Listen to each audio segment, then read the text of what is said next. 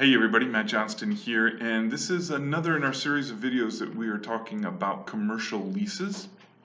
So one of the features of a commercial lease that you will find in many sort of shopping malls, shopping centers, and some office parks is a relocation clause. Now, the relocation clause is designed to allow the landlord to move your facility, your space, to a different part of the development or the mall. Usually this is done when another tenant wants to take over all or part of your space and make their space a little bit larger and therefore make more money for the landlord. But it often comes at the cost of having to relocate your facility. Now, most relocation clauses will say that the landlord can only do this once during a lease term, so they're not moving you around every year. And it usually includes things like relocation costs. But I want to make sure that people understand that relocation costs is not just simply the costs of having a bunch of guys come in and move your stuff from one place to another. There are certain things that you want to make sure are covered in your relocation costs. Some things that you might want to include might be signage at your old place saying, oh, by the way, we've moved to this place just down the street or on the other side of the building or something like that. So there's relocation signs that say you have moved.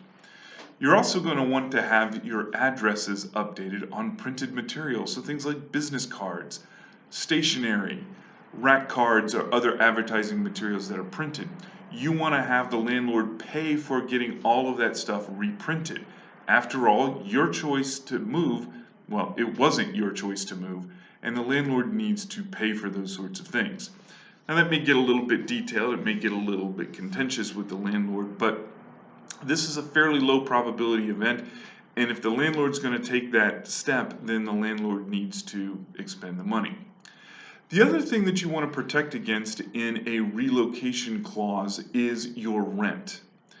So let's assume for a moment that you are renting a 5,000 square foot facility. It's a pretty good sized facility.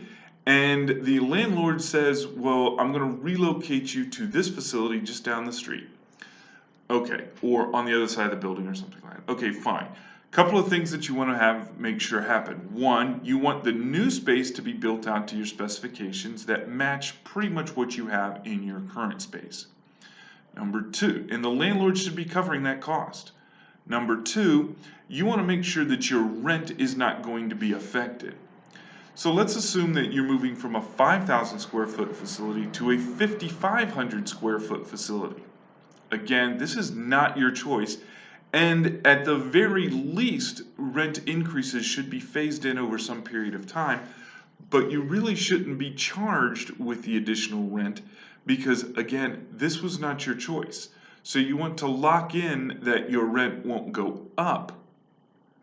But vice versa, if you are being moved from a 5,000 square foot facility to a 4,500 square foot facility, you're going to want to make sure that the landlord is not charging you for a 5,000 square foot facility that you no longer operate.